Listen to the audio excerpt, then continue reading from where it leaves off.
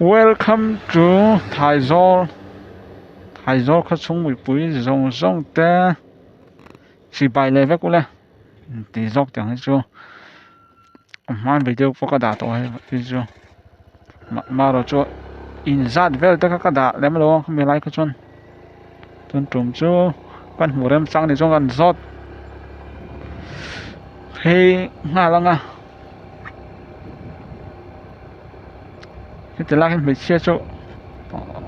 các vùng hal mấy mà nó trong hệ chỗ chỗ lang bụi chôn chỉ còn biết chỗ nó thấy nó chuyển lâu bằng giọt ném lâu bằng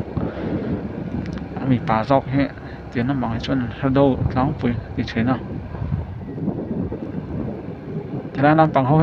giọt về ra đánh mấy tiếng phun về nan thì tiếng ba thái giọt hi in hi anh san nghe nhang nè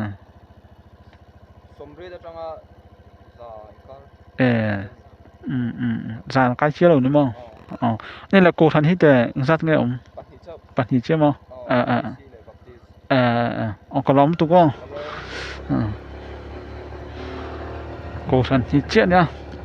giả cho nó cái chia rồi cho sống riết trắng giả cả anh đi cho sống của bố về thì dọc mấy chẳng mình cắt cho chúng mình sốc cho đi cái rinh à sống riết trong bể cho cái rinh anh nuông khắp mấy ạ khắp phải tắc này cho nó con tịt phải này mắc á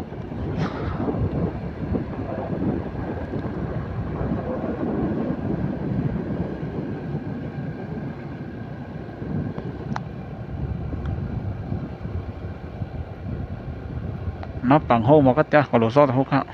còn phối liền riêu mà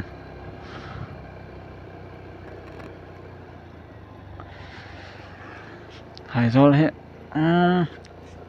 ăn khô hết luồng khóc mà thắng lòng con tầm dốc mà được không khi lại trong cái thiết lét lẹng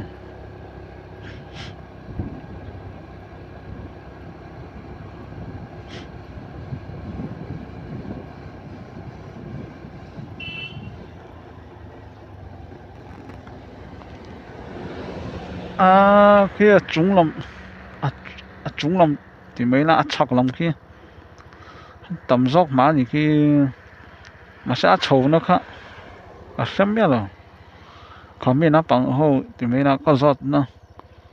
trong cái trầu quá thì mấy thấy nè khi làm bằng vô con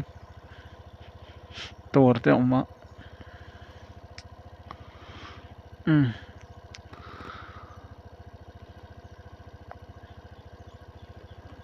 trầu to lắm đâu mấy anh kia chọc lòng cái chỗ cả con bắt lên vẫn sẽ phải đâu có đi xin xem có đi xin mình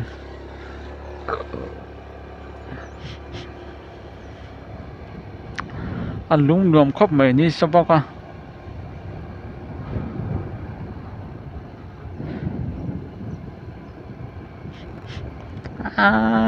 thầu vén quay vậy lại chưa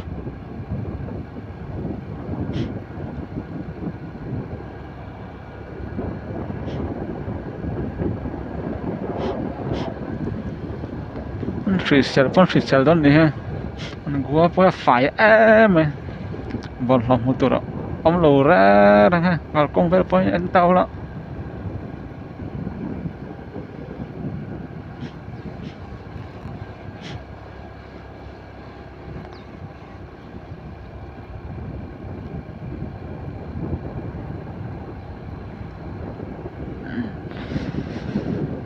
thì khan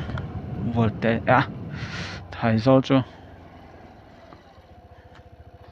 khách thì xong thải do thải do cái xung quanh phần của thầy chưa này là phốt mới rồi xem từ nói hiện con lò mẹ cái phốt còn lom khóc mà in quote tới còn vlog thầy á lom tắc này từ lại hiện sim rượu van râm chuan anh nói tội ta thật khóc mà